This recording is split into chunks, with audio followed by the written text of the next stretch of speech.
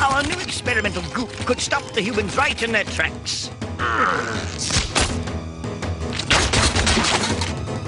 Thunder lizards, have you familiarized yourself with this?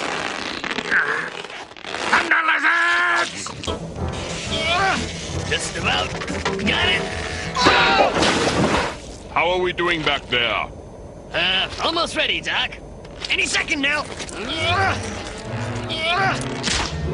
Ah! We've got to remove the goop from your bodies before it hardens. Let me help you, Doc. No, Cutter, don't you see? Well... Could this be worse?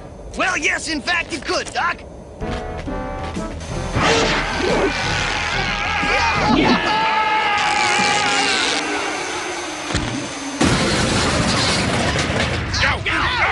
Uh-oh, guys, I think the goop is finally hardening.